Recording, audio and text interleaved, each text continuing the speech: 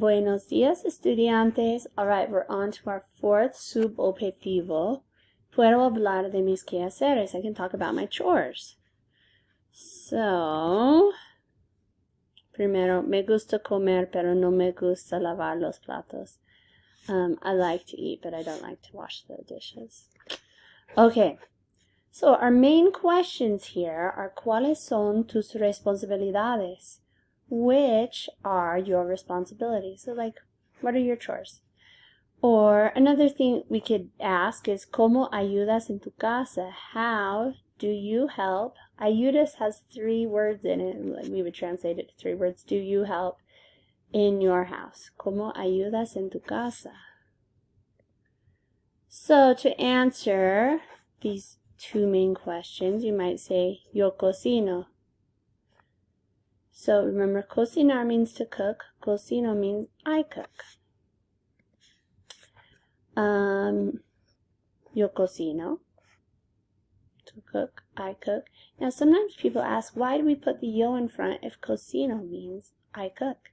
So it sort of sounds like I cook. That's true.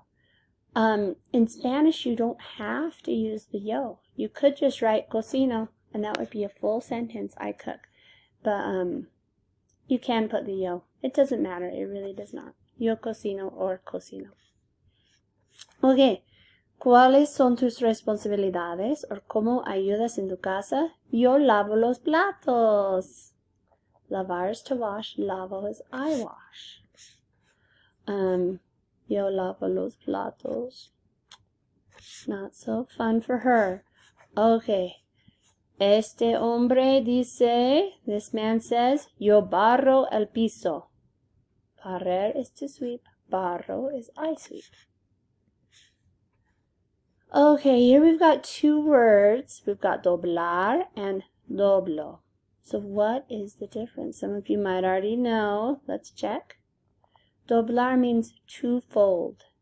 So for we're talking about language, that would be called the infinitive form. It just means that it ends in R, and in English it means like to verb, like to fold, to swing, to walk.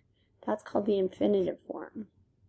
Doblo means I fold. So instead of to fold, it means I fold. We call it the yo form. It ends in an O, and in English it means I, in this case, I fold.